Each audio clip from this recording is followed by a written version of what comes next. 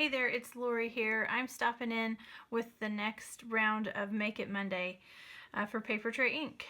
I'm challenging you today to use cover plates and tag dies together, and I'll show you a little bit first about these cover plates if you're new to Paper Tray. These are just an A2 card front die, and normally you just cut this out and it covers the front or the background of your card. There's lots of different shapes. This one is the hexagon die. This one is a quatrefoil die, and I have no idea if I said that right, but that's what I call it in my head. This one is the circles die. This one is the peony die. This one's the mighty bloom, and of course the butterfly die. So here's a sample of what we'll be making. I've got tag sale number 3 die, tag sale number 4 die, tag sale number 5, and this is Monthly Moments Journal Card 6 die. So basically you can see I've just combined the tags with the cover plates just to make a different look with some fun detail. So let me show you how I've done this. So I've cut out the cover plate Modern Cross quilt die along with this tag, and it's so simple. What I do is I just take the tag, take the back side of the die, and then you can kind of just move this around so you can see where you want the detail to be on the front of your tag. Once you have that where you want it, you can just hold it down or put some washi tape or post-it tape to hold that in place, and then you want to run that through with your cutting machine.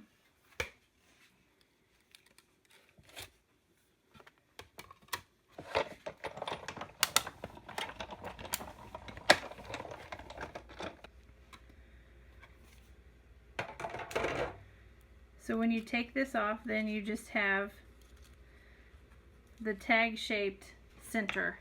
And as always, I'm going to use my spray adhesive and my tweezers. I'm going to just spray the back of this to adhere it to the front of the tag.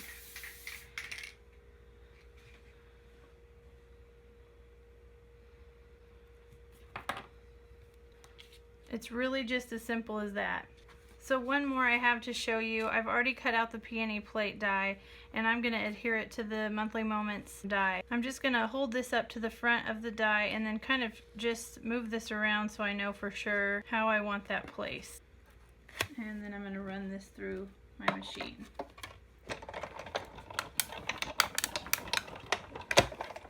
So this is what I have left. Obviously there's a little piece of the frame, and I'm just going to trim that off.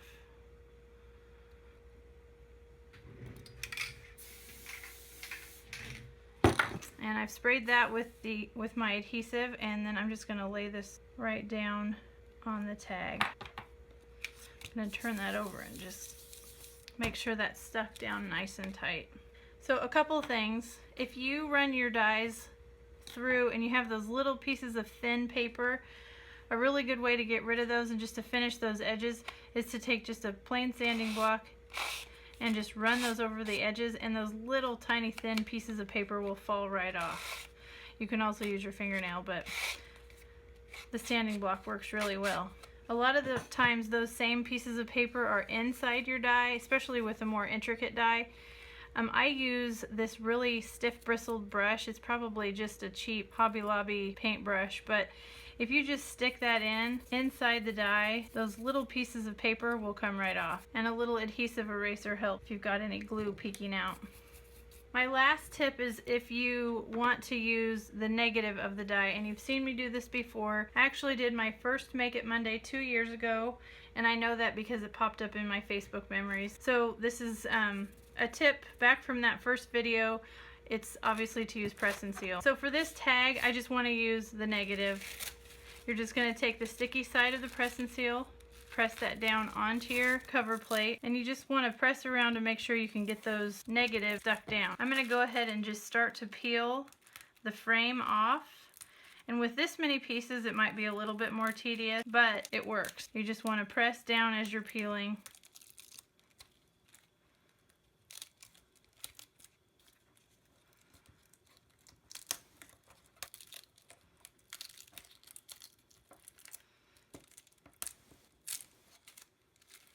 Running a bone folder over this just helps those pieces to stick to the press and seal. So now I'm going to take my tag and kind of see where I want to put it. and then I'm going to run this through my machine. So as you can see, this has die cut the press and seal and the little hexagons, and it's stayed in the die. All you have to do is just peel an edge up, and this will be the overlay that goes straight onto your die. So I've taken this glue and I've just put a dot on each hexagon. And I'm going to take my tweezers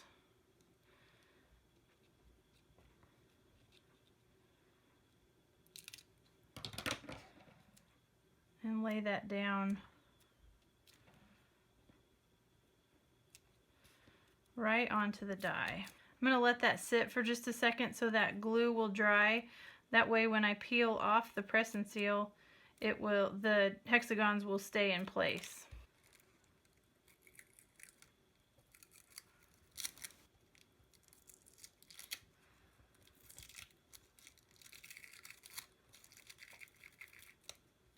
So there you have a tag using the negative of the cover plate. It just gives it a fun look.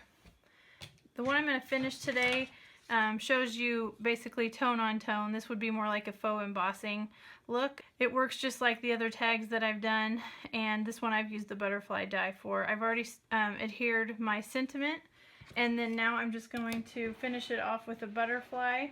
I cut this butterfly out of vellum, and it's stuck into the die nice and tight, so I'm just going to take a piece of washi tape and then pull that die cut out of the die. And I'm just going to use some Tombow adhesive and just put a little bit on the back of the butterfly in the center and adhere that butterfly down on the tag.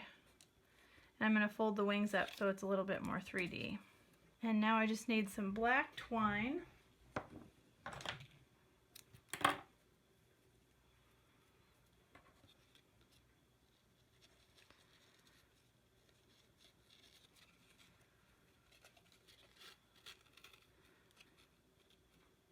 So that is it for today. You can see all my tags laid out here. Your challenge is just to use the cover plate in some way with a tag or with any die cut, really. You don't have to use an actual tag die. I thought this die would be fun. It's not a tag, but it would be so easy to make it a tag just by punching a hole in the corner.